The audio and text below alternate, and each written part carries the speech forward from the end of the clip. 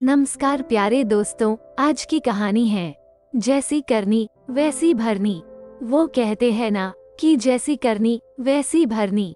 इंसान जैसा काम करता है उसे उसका फल भी वैसा ही मिलता है।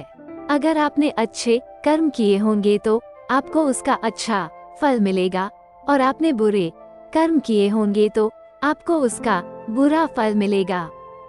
अगर किसी के साथ कुछ बुरा होता है तो लोग कहते हैं कि इसने पिछले जन्म में जरूर कुछ बुरा किया होगा, इसलिए ही इसके साथ ऐसा बुरा हुआ। और अगर किसी के साथ कुछ अच्छा होता है तो लोग कहते हैं कि इसने पिछले जन्म में जरूर कुछ अच्छा काम किया होगा, इसलिए ही इसके साथ आज ये अच्छा हुआ। देखा जाए तो आज के जमाने में इंसान को अपने इस जन्म का हिसाब इसी जन्म में चुकाना पड़ता है, क्योंकि पहले भगवान नोटबुक पेन लेकर के हिसाब करते थे, इसलिए उन्हें हिसाब करने में देर लगती थी। आज के जमाने में भगवान के पास भी लैपटॉप आ गया है तो उन्हें इंसान के कर्म का फल देने में यानी कि हिसाब करने में देरी नहीं लगती है। आज की ये कहानी जैसी करनी वैसी भरनी भी उसी के बारे में है। धर्म, सदाचार, नीति, न्याय और सत्य का बोध कराने वाली प्राचीन कथाएं। ये प्राचीन कथा है हमारे जीवन के लिए प्रेरणादायक होती है। एक बार एक व्यक्ति को रास्ते में यमराज मिल गए। वो व्यक्ति उन्हें पहचान नहीं पाया। यमराज ने उस व्यक्ति से पीने के लिए पानी मांगा। उस व्यक्ति ने बिना कुछ सोचे और बिना एक भी क्षण गवाए यमराज को पानी पिला दिया। पानी पीने के बाद यमराज ने उस व्यक्ति को बता दिया कि वो उसके प्राण लेने के लिए आए हैं, किंतु उस व्यक्ति ने यमराज की प्यास बुझाई है, इसलिए वो उसे अपनी किस्मत बदलने का एक मौका देते हैं।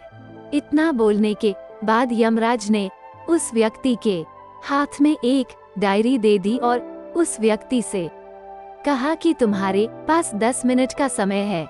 इस डायरी में तुम जो भी लिखोगे वही सच में हो जाएगा, लेकिन ध्यान रखना कि तुम्हारे पास केवल 10 मिनट ही है।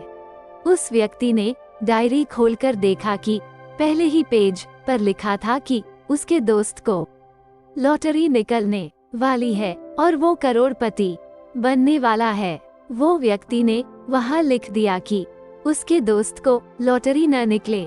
अगले पेज पर लिखा था कि उसका एक रिश्तेदार चुनाव जीतकर मंत्री बनने वाला है। उसने वहाँ पर लिख दिया कि उसका रिश्तेदार चुनाव हार जाए। इसी तरह वो पेज पलटता रहा और अंत में उसे अपना पेज दिखाई दिया। जैसे ही उसने कुछ लिखने के लिए अपना पेन उठाया कि यमराज ने उस व्यक्ति के हाथ में से डायरी वापस ले ली और कहा कि वत्स, तुम्हारे 10 मिनट अब खत्म हो गए हैं, अब कुछ भी नहीं हो सकता है।